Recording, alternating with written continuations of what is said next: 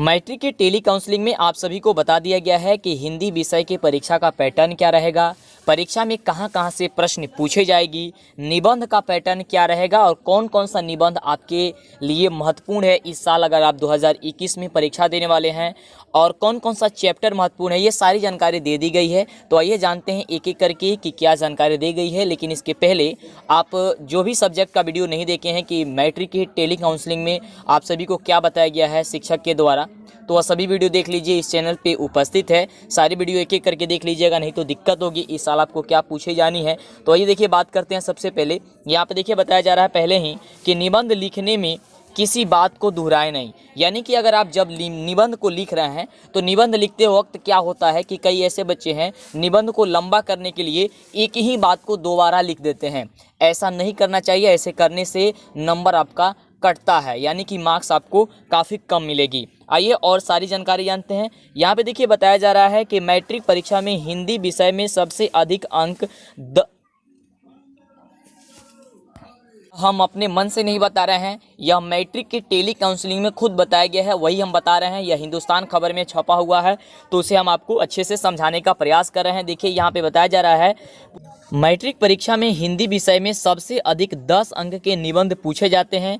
इसमें पूरे अंक लाना है तो निबंध लिखने में एक ही बात या शब्द को बार बार न दोहराएं, इससे कम अंक आ सकते हैं। यानी कि आपको बताया जा रहा है कि जब आप निबंध लिख रहे हैं तो निबंध लिखते समय आप एक ही बात को न दोहराएं, इससे आपका नंबर कम आ सकता है। हिंदी विषय में सारे प्रश्नों का उत्तर देने में शुद्धता और स्पष्टता पर पूरी ध्यान दें। यानी कि जब आप हिंदी विषय की परीक्षा दे रहे हैं तो सबसे ज़्यादा आपको उसमें शुद्धता पे ध्यान देनी है, और क्या लिख रहे हैं आप इस पे आपको काफ़ी ध्यान देने की ज़रूरत है। चलिए आगे बताया जा रहा है कि कई बार ऐसा होता है कि शुद्धता पर परीक्षक अतिरिक्त अंक भी देते हैं। हिंदुस्तान कार्यालय में बिहार बोर्ड की मैट्रिक परीक्षा के लिए आयोजित टेली काउंसलिंग के दौरान हिंदी शिक्षक प्रशांत केतु ने छात्रों को यह सलाह दिया हुआ है। और आपको बता दें कि और उन्होंने क्या क्या बताया हुआ है ये जान लीजिए।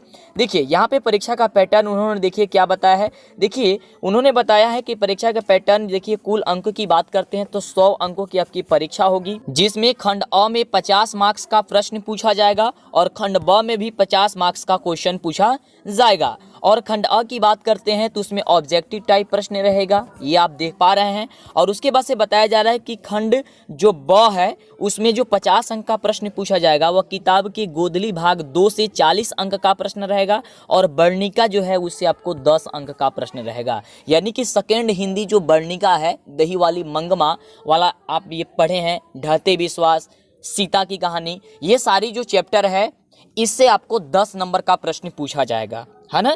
तो ये बातें आपको ध्यान में दे करके रखनी है। आगे बात करते हैं तो देखिए यहाँ पे काफ़ी महत्वपूर्ण बातें बताई गई है कि गद्यांश से आपको 20 अंक मिलेंगे। किससे? गद्यांश से आपको 20 मार्क्स मिलेंगे, निबंध से आपको 10 मार्क्स मिलेंगे, पत्र लेख या संवाद से आपको 5 अंक मिलेंगे, लघु उत्तरीय प्रश्न 10 अंक का पूछा जाएगा और दीर्घ उत्तरीय प्रश्न 5 अंक का पूछा जाएगा। इस तरह से इसे यह डिजाइन किया गया है। अब आइए जानकारी हम लेते हैं कि आपके निबंध में जो है वह कौन कौन सा निबंध जो है वह इम्पोर्टेंट है, क्या क्या यहाँ पे बताया जा रहा है। तो देखिए बताया जा रहा है कि निबंध का पैटर्न में मेरे प्रिय कवि, यानी आपको याद कर लेना है, पढ़ लेना है बढ़िया से। मेरे प्रिय कवि पे, लेखक पे, शिक्षक और खेल। पर्व की बात करते हैं तो होली पूछा जा सकता है, दुर्गा पूजा, ईद या स्वतंत्रता दिवस पे पूछा जा सकता है। अगर सामाजिक समस्या से पूछा जाएगा तो आपको दहेज प्रथा, गरीबी या बेरोजगारी, भ्रष्टाचार, आतंकवाद या कोरोना और स्त्री शिक्षा, इससे आपको पूछा जा सकता है। और देखिए इस साल कोरोना जो है वह काफ़ी इंपॉर्टेंट है, इससे पत्र भी लिखने के लिए आ सकता है और निबंध भी लिखने के लिए आ सकता है। तो पत्र कैसे लिखा जाता है ये हमने आपको बता दिया है, और इसमें से आपको क्या नहीं आता है, किस पे आप नहीं लिख सकते हैं कहिएगा तो हम आपको बता देंगे। तो आप हमें नीचे कमेंट करके बताइए कि इसमें से आपको क्या नहीं आता है निबंध लिखने को, वो हमें बताइए फटाफट से। ये सारी जो है इंपॉर्टेंट है, ये खुद ब खुद बताया गया है।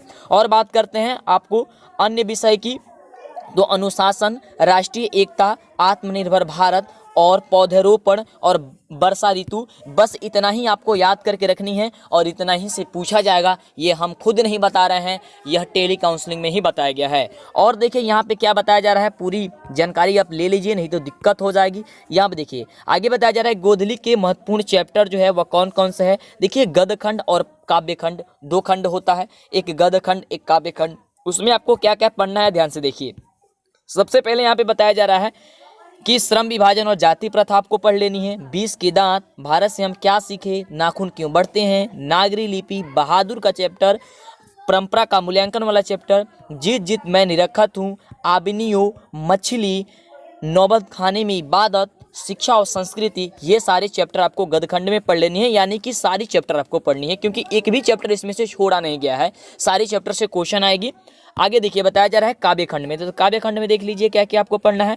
स्वदेशी, जनतंत्र का जन्म, हिरोशिमा, एक वृक्ष की हत्या, हमारी नींद, अक्षर ज्ञान, लौट कर आऊँगा फिर, मेरे बिना तुम प्रभु, राम बिनु बिरथे जगजनिमा, जो नर दुख में दुख नहीं माने, प्रेम अवनी श्री राधि, करील के कुंजन ऊपर बैरावे। यानी ये चैप्टर आपको काव्यखंड में पढ़ लेनी है। ये जो आपको बताया जा रहा है काफ़ी अच्छे से आप पढ़िएगा, नहीं तो दिक्कत हो जाएगी। और बताया जा रहा है वर्णिका में कौन कौन सी कहानी को आपको अच्छे से पढ़नी है। जैसे बताया जा रहा है कि दही वाली मंगमा, ढाते विश्वास, माँ, नगर, धरती कब तक घूमेगी, ये सारी कहानी आपको पढ़नी पड़ेगी। यानी कि एक भी चैप्टर नहीं छोड़ा गया है, सारी चैप्टर से आपको इस साल प्रश्न पूछा जाएगा। और देखिए व्याकरण में आपको क्या क्या पढ़ना है उसे ध्यान में देखिए, क्योंकि ध्यान दीजिए, क्योंकि काफ़ी ज़रूरी है व्याकरण जानना। पहले लाइक कर दीजिए फटाफट, जितना जल्दी हो सकता है, नहीं कि यहाँ दोस्तों में शेयर कीजिए। ये हम खुद नहीं बता रहे हैं, ये खुद टेली काउंसलिंग में बताया गया है। तो देखिए बताया जा रहा है कि आपको क्या क्या बिंदु याद करके रखना है व्याकरण में। और आपको याद रखिए